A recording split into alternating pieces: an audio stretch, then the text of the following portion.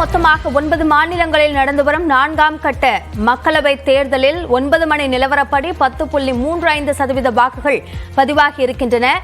ஆந்திராவில் நடந்த மக்களவை தேர்தலில் மட்டும் 9.05% வாக்குகள் பதிவாகி இருக்கின்றன. அதேபோல தெலங்கானா மக்களவை தேர்தலில் காலை 9 மணி நிலவரப்படி 9.51% வாக்குகள் பதிவாகி இருக்கின்றன.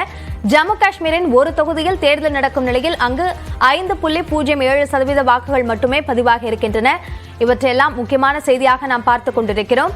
மக்களவை தேர்தலின் 4ஆம் கட்ட வாக்குப்பதிவு தற்போது நடைபெற்று வருகிறது. அதில் 9 மணி நிலவரப்படி 10.35% வாக்குகள் பதிவாகியுள்ளன.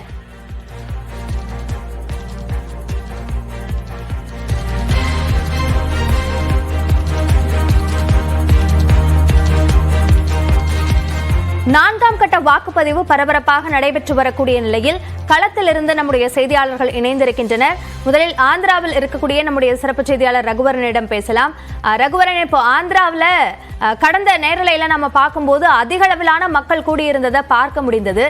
இந்த கூட்டம் வெயிலை தவிர்ப்பதற்காக அதிக அளவில் காலையிலே வரணும் அப்படின்றதுனால இருக்கக்கூடியதா, அல்லது இதற்கு பிறகும் அது நீடிப்பதற்கு வாய்ப்பு இருக்கு அப்படின்னு சொல்றாங்களா?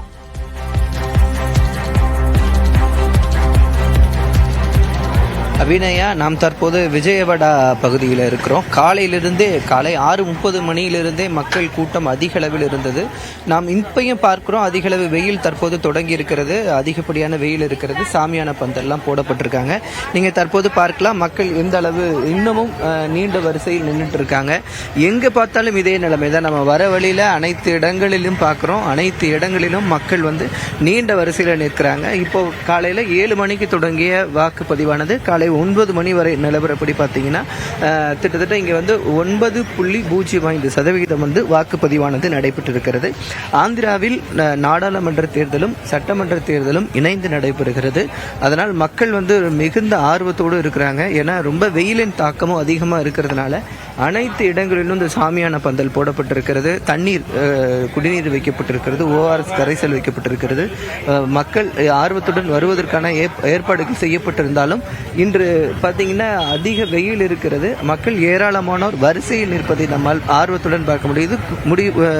குறிப்பாக பார்த்தீங்கன்னா அதிகமான முதியோர்கள் உடல்நிலை சரியில்லாததோடு அவர்கள் காலையிலே தந்து வாக்கு செலுத்துவதையும் பார்க்க முடியுது. ஏராளமானோர் காலையிலே வந்ததன் காரணமாக பார்த்தீங்கன்னா நிறைய நெருக்கடி, அவர்களுக்கு அமர வைப்பதற்கான இடம் இல்லாத சூழல் கூட நிறைய ஏற்பட்டது.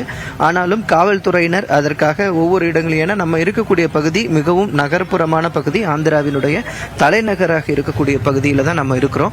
அதனால ரொம்ப சிட்டி, ஒரு டவுன்லேயே இந்த அளவுக்கான வாக்குப்பதிவுகள் நம்ம பார்க்க முடிகிறது. அந்த அளவு மக்கள் கூட்டம் இருப்பதையும் நம்ம பார்க்க முடிகிறது. சற்று முன்பு ஆந்திராவினுடைய முன்னாள் முதல்வர் சந்திரபாபு நாயுடு அவர்களுடைய பிரஸ் மீட்டை கூட நம்ம அட்டன் பண்ணியிருந்தோம்.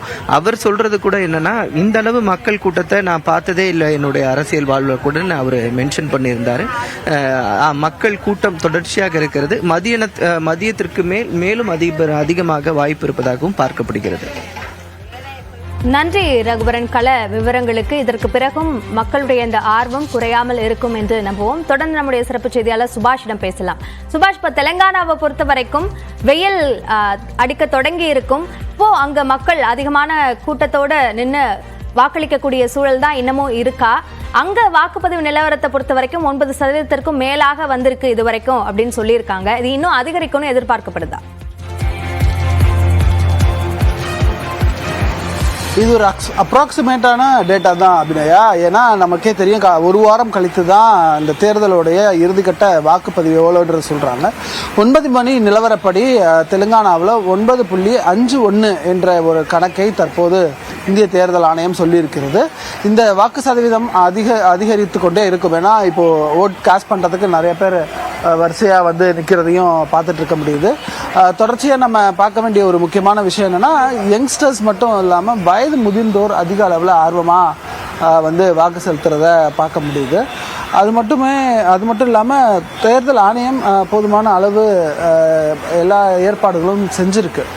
வரக்கூடியவர்களை அவங்களுடைய வார்டு எது, பூத் எது அப்படின்றதெல்லாம் கன்சல்ட் எங்கே இருக்குன்றதை டைரக்ஷன் பண்ணிவிட்டு அதுக்கப்புறம் அவங்கள உள்ளே அனுமதிக்கிறாங்க. அதுக்கான பூத் ஸ்லிப்பும் அதே போல் அலையாட அட்டையும் கையில் வச்சுருக்கணும் அப்படின்றத சொல்லியிருக்கிறாங்க. இது ஏற்கனவே சொல்லியிருக்கக்கூடிய தேர்தல் ஆணையம் சொல்லியிருக்கக்கூடிய அந்த அடையாள அட்டையை வைத்துக்கொண்டு அவங்க வாக்களிக்கலாம்.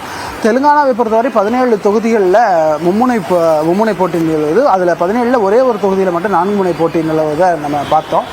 தற்போது தேர்தல் வாக்குப்பதிவு என்பது மிக தீவிரமாக இங்கே நடைபெற்று வருகிறது. ஒவ்வொரு வாக்காளரும் தங்களது வாக்கை தாங்கள் ஜனநாயக கடமையை செலுத்தி வருகிறார்கள். சரியாக மாலை 6 மணிக்கு இந்த வாக்குப்பதிவானது நிறைவட இருக்கிறது. அந்த வாக்குப்பதிவு நிறைவடைந்த பிறகு நமக்கு ஒரு தோராயமான ஒரு கணக்கீடு வரும். ஒரு 2 மணி நேரத்துக்கும் ஒரு தடவை வாக்குடைய சதவீதம் என்ன என்பது நமக்கு தெரிய வரும். தற்போது வெயிலின் தாக்கம் மெல்ல இங்கே தெலுங்கானாவில் அதிகரிக்க தொடங்கி இருக்கிறது.